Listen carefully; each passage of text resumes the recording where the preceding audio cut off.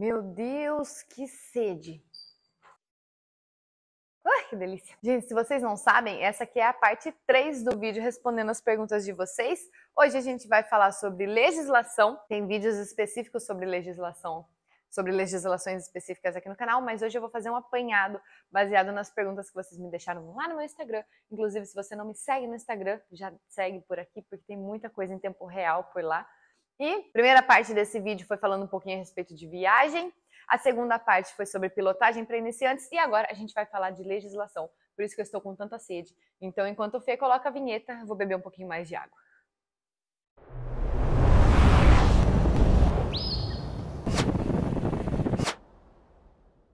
Bom dia, alegria! Se eu não começar o vídeo com bom dia, alegria, não sou eu, né? Então, bora lá para as perguntas relacionadas agora à legislação de trânsito, tá? A Tainá Maiara perguntou: usar intercomunicadores não é considerado infração? Sente diferença sem eles? Eu tava falando a respeito de intercomunicador, né, lá no Instagram, e aí surgiu essa questão. E, na verdade, os intercomunicadores não são proibidos por lei, muito pelo contrário, né? É um acessório que ajuda muito a gente quando a gente está pilotando, principalmente se a gente está viajando, porque dá para ouvir o GPS nele e tudo mais. O que é proibido por lei, o que não pode, são os fones de ouvido, principalmente se você deixar aqui o fio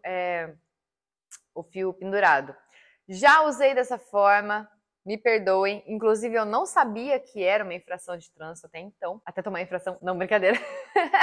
Até que vocês me avisaram, eu fui pesquisar a respeito. Então, fones de ouvido não são permitidos, mas os intercomunicadores tá tudo bem, tá tudo ok. Inclusive, é até melhor usar intercomunicador do que fone, porque ele já é preparado para você, para a acústica do capacete, né? Se você tá com fone de ouvido, você vai querer colocar o fone de ouvido muito alto e corre o risco até de você prejudicar a sua audição. Fica a dica. Próxima dica, G_Neto_. Posso comprar adesivos e aplicar na moto ou isso também precisa de autorização? Já fiz um vídeo aqui no canal falando a respeito de customização de moto, né? O que pode, o que não pode, mas especificamente falando dos adesivos, né? Se for adesivo de plotagem, por exemplo, para mudar a cor da moto, e você fizer isso, você alterar a cor dela em mais de 50% da moto, aí você precisa sim mudar a documentação na sua moto.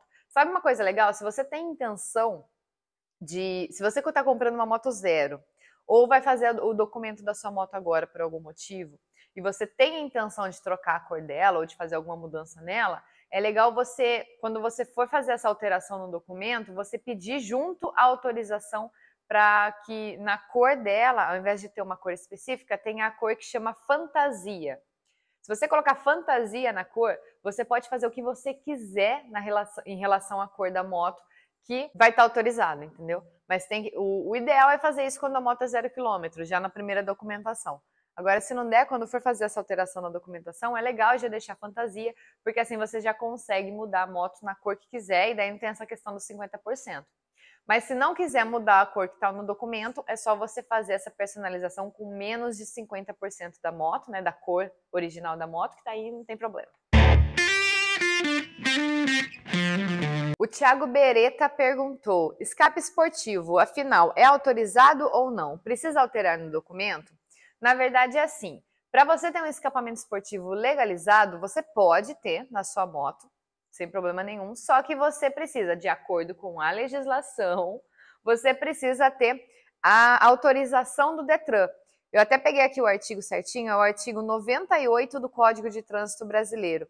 Então, esse artigo fala que qualquer alteração, na verdade, não vale só para escapamento, mas qualquer alteração estrutural na moto, você precisa dessa autorização do Detran para mudar as características de fábrica do veículo. No que se diz respeito ao escapamento, quando você vai fazer essa alteração no documento, aí eles vão pedir um laudo da sua moto, tal. Então aí eles vão verificar o quê? Se o som emitido pelo novo escapamento, ele atinge menos que 80 decibéis e também eles vão avaliar se ele está de acordo com o inciso 6 do artigo 230 do Código de Trânsito Brasileiro, que diz a respeito de conduzir veículo com descarga livre ou silenciador de moto de explosão defeituoso, deficiente ou inoperante.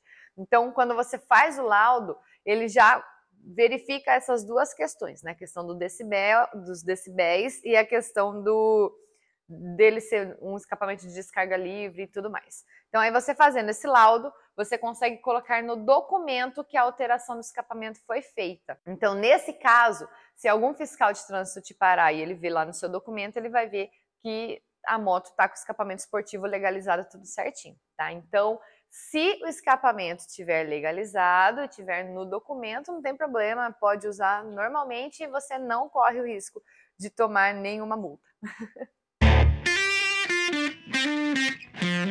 E ainda outra pergunta que tem um pouco a ver com isso, mas mais ou menos, que essa Ninja aí tem eliminador de rabeta? Você viajou com ela e com o eliminador de rabeta? Que a pergunta foi, na verdade, por conta disso mesmo, por conta de legislação, se eu tomei alguma multa ou não. Então, referente a isso, sim, tanto a Ninja 650 quanto as ZX6R, elas têm o eliminador.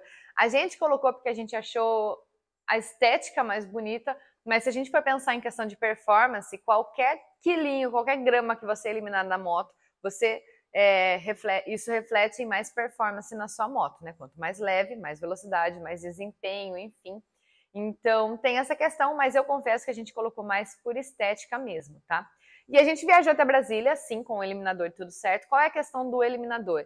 Se as setas estiverem funcionando certinho, visíveis, se o eliminador estiver com a placa, se ele for fixo, deixar a placa fixa, e ele estiver com a placa exatamente perpendicular ao solo, 90 graus, e que ela esteja visível, não tem problema você colocar eliminador, contanto que ele siga essas mesmas características que teria o original ali da placa, né? Lógico que ele vai ser menor, mas ele vai, nessa parte do funcionamento, ele vai ser tão eficiente quanto o original. Aí você não vai ter problemas quanto a isso. Mas, na verdade, é aquela coisa que eu falei das características da moto alteradas do Detran.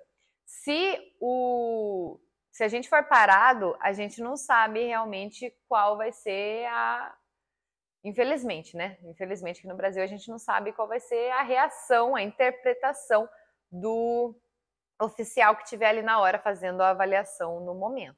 Mas do que eu sei de conhecimento, meio assim até agora, e do que eu pesquisei também, o eliminador só dá problema se a placa não for visível, se for aqueles móveis ou a placa não estiver visível, né, 90 graus ali do perpendicular ao solo, ou se as setas não funcionarem perfeitamente como devem funcionar as originais. Pelo que eu sei é isso. Conta aqui nos comentários para mim se vocês acham que tem alguma coisa diferente disso, enfim. Conta aqui que eu vou adorar saber, tá bom? Eu vou precisar saber, inclusive, para passar essa informação para os outros. Mas pelo que eu pesquisei, é isso, tá? Sobre o eliminador é isso. Bom, gente, é isso. Vou ficando por aqui. Espero que vocês tenham gostado. Espero que esse vídeo tenha ajudado vocês de alguma forma. Se tiverem mais dúvidas, deixa aqui nos comentários e a gente se vê no próximo vídeo. Fiquem com Deus, um super beijo. E esse vídeo termina em 3, 2, 1.